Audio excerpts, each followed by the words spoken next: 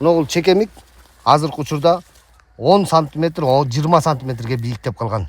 Канчалык чөп бийиктеген сайын дарынын дозасын көлөмүн көбөйтөсүздөр. 1 литрди 350 литр суу менен чачасыздар гектарына. 150-200 литр жетпейт. Чачуунун өзүнүн эрежелери бар.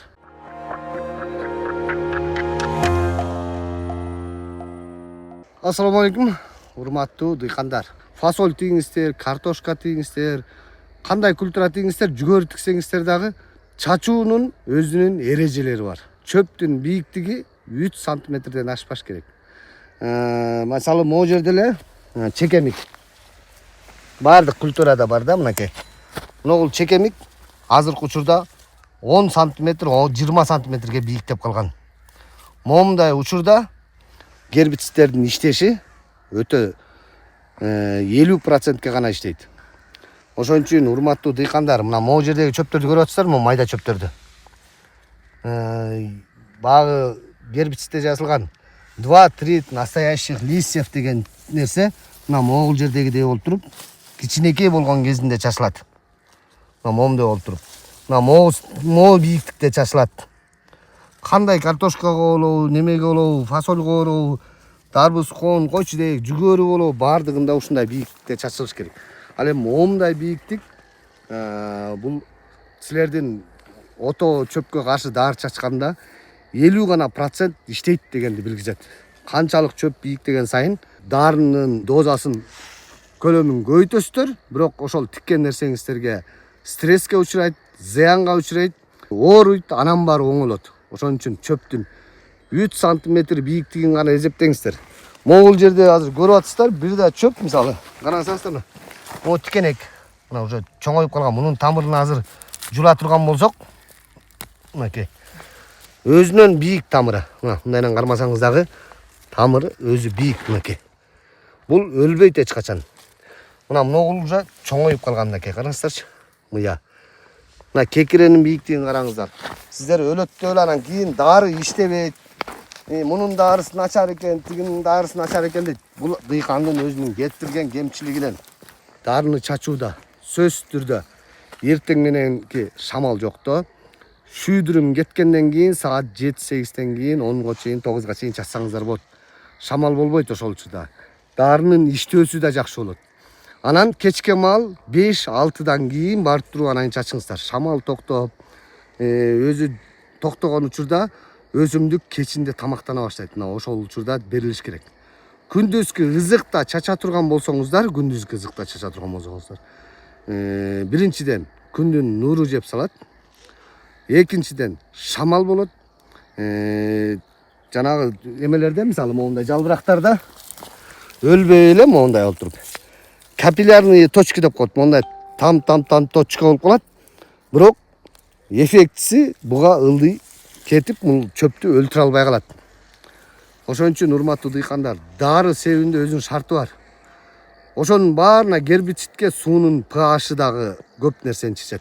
Суу өтө жесткий болсо, же ылай суу болсо, же да башка болсо дагы таасири азаят. Сууну да туура алганды үйрөнүшүбүз керек. Ал эми жердин pH көп топуракка себүүчү, өсүмдүккө себүүчү гербицидтердин ичинде дагы жердин чоколугуна, жердин кургактыгына дагы көп таасир берет. Өсүмдүк өлүш үчүн бул азык алыш керек. Азык алыш үчүн сиздерде бүт жериңиздер чоко болуп атса, дары иштебейт. Ошон үчүн жерди биринчи урук себерден мурун жерди даярдаганды үйрөнүш керек дагы, анан дарыны ошого жараша чачыш керек. Ошон үчүн чөптү кичинекей 3 сантиметр бийиктикте гана чачыңыздар. Төбурчак чыктыбы, чыккан жокпу, чачыңыздар. Картошка чыктыбы, чыккан жокпу, чөп чыгып атабы, чачыңыздар. Кандай культура болбосун.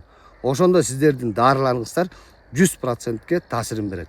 Топуракка себилүүчү, мисалы, төбурчакты эле айтып коелу таласта.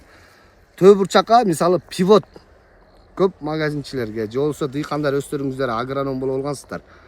Төбурчакка, фасольго пивот чачканда 1 литр чачыңыздар. Бул себеп дегенде ал топуракка фасольду септиңиздерби 3 күндүн аралыгы деп айтат го. Ошону фасольду сепкенден кийин аркасынан чачып кетсеңиздер, ошол 1 литр суу менен чачасыздар. Болгону 1 литрди 350 литр суу менен чачасыздар гектарына. А 150-200 литр жетпейт. Ошон үчүн 350 литр суу менен чачсаңыздар, ал экран түсүп берет дагы чөптү кармап берет. 1 жылдык, 2 жылдык чөптөрдү.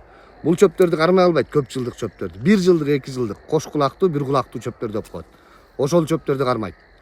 Анан кайта культура өсүп чыккандан кийин, фасоль өсүп чыккандан кийин кайта контактный гербицидтер чачылат. Мисалы сиздер пивоттон чыккандан кийин пивотто чачып атпайсыздарбы? Ал төө бурчактын өзүнө зыян.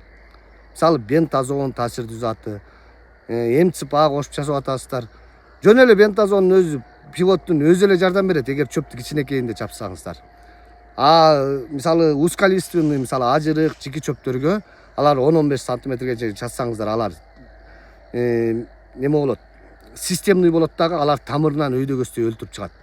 Ал эми бентазонду дагы суузун, чөптүн бийиктигине жараша, мисалы база гранды 2,5 литрден 3 литрге чейин чачса болот. Бирок башка дары кошпоңуздар, пивот кошпоңуздар чыккандан кийин. Только өзүн чачыңыздар. Ошондо барып туруп эффект болот.